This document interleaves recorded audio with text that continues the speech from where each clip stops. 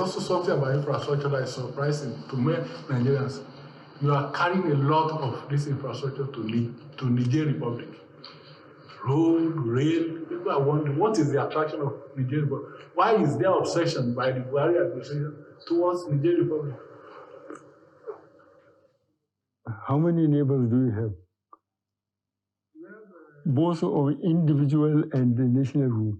You have to cultivate your neighbor. If you don't, you are in trouble. If you could recall when I came, I went to Chad, I went to Niger, I went to the Cameroon. Look at what happened with Boko Haram. If we are not in the good relationship with Niger and Chad and Cameroon, Boko Haram would have done worse things to us than this. And you say I'm carrying to Niger. I told you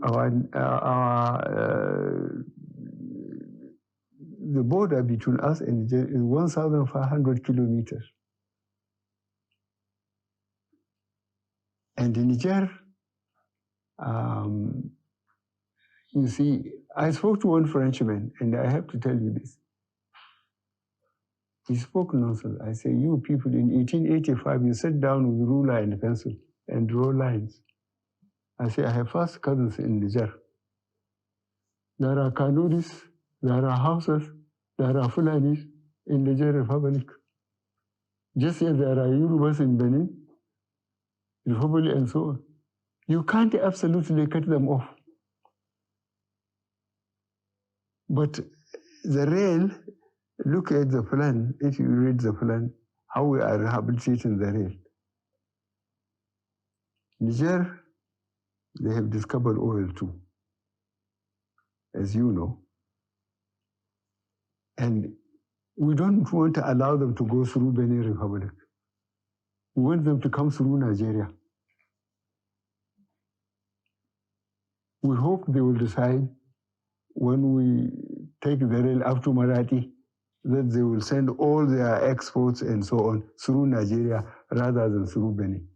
Because with the railways and the roads working, both from Maiduguri to Fort Harcourt, from Kano to Lagos and so on, people will be very busy. And I believe if you make the infrastructure work, road, rail, I assure you that Nigerians will keep themselves very busy and they will leave you alone.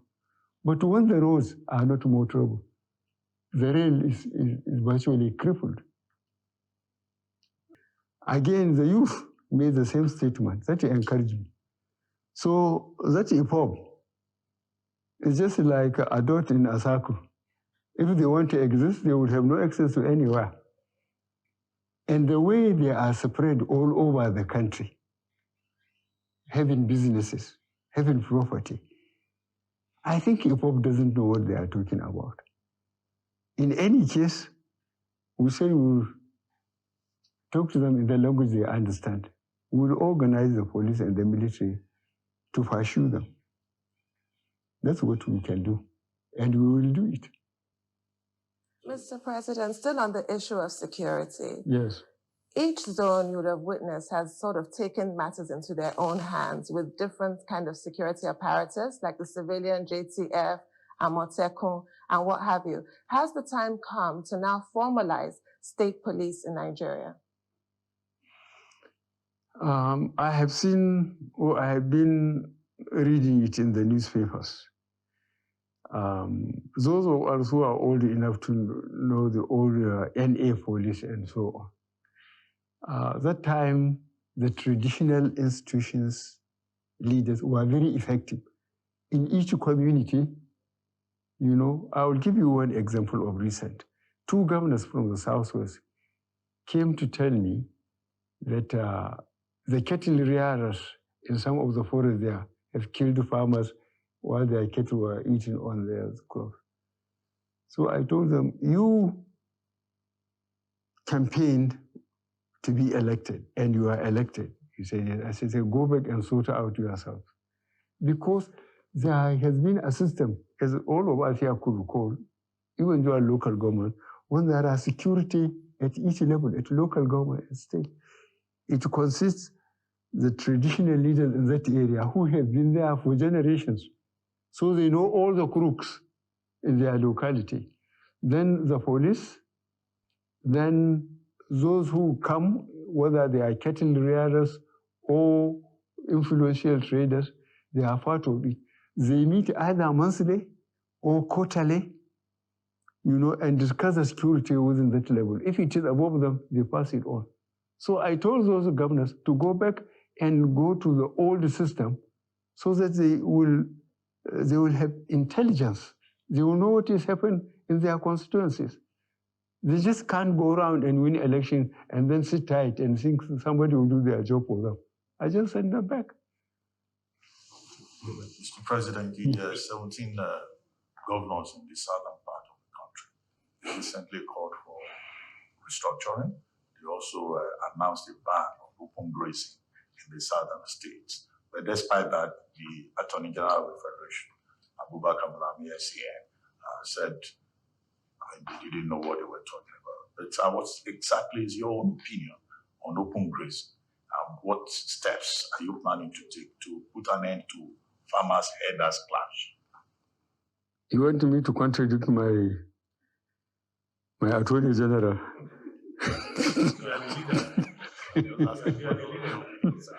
Okay. What I did was ask them to go and dig the Gazette of First Republic when people were obeying laws. There's cattle routes and grazing area. Cattle routes where when they are moving up country, north to south or east to west, they have to go through there. If you allow your cattle to stray into any farmer's farm, you are arrested. The farmer is invited to submit his claims. The alkali or the judge will say, "Oh, I pay." If you can't, the cattle is sold, and if there is any balance, you are given. And people are behaving themselves. And in the grazing areas, they built earth dams, put windmills, in some places even veterinary departments, so that the herders are limited. Their route is known, their grazing area is known. If they have any problem from the locality is known. But I'm telling you, this rushing to the center, people just, I think. So I asked for the gazettes, to make sure that those who encroached on these cattle routes and grazing areas will be dispossessed, and try to bring some order back into the cattle areas. The problem is trying to understand the culture of the cattle rearers. There is a cultural distance between the chiefs and the Fulanis. So the governor of Benue said, "I'm not disciplining the cattle rearers because I'm one of them." I cannot refuse to say I'm not one of them, but he's been very unfair to me. And I told him that the Nigerian cattle rearer was not carrying anything more than a stick, sometimes with a machete, to cut some trees and give it to the animal. But those sophisticated ones, they are good with AK-47. So from all the Sahel areas, people rush to Nigeria,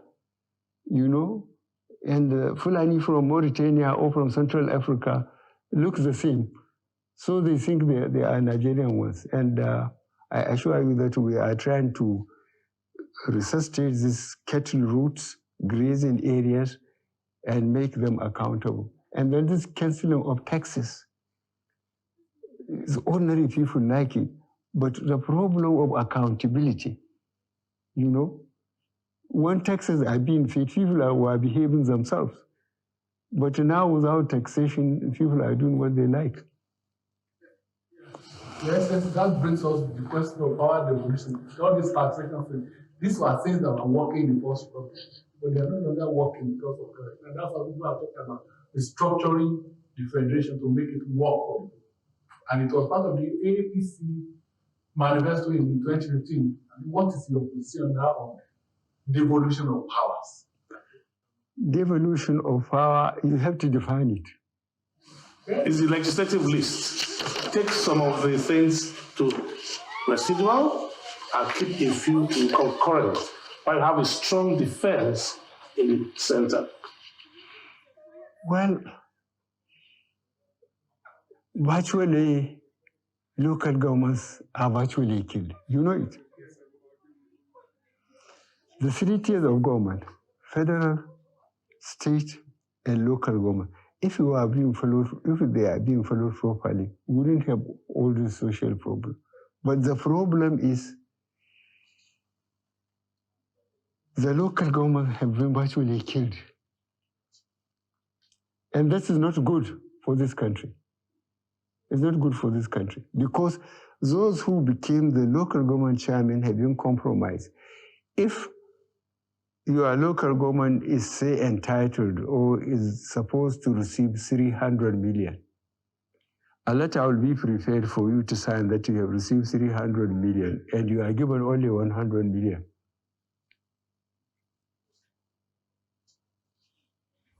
So how can we reduce the powers of governors and give more powers to local governments? By writing a new constitution. And reduce the powers of the president too. While we're at it. The civil president has a lot of power. Okay, I think this question of accountability is very important. The schooling, especially education, is suffering so much. If, for example, during our generation, I spent 9 years in boarding school, and the teachers then treat us as they treat their own children. If you do well, you are brought before the classroom and praised. If you misbehave, they remove your thing and plug you there in front of the class. So you just have to behave yourself. But now, one of the chaps from Ogun State, Pastor Bakari, he told me when he came back from America, he went to his alma mater, and he couldn't differentiate between the teachers and the children there. You see, the teachers used to take students as their children, and they have all the time for them. But problem, the standard virtually has collapsed. We have a lot of problem.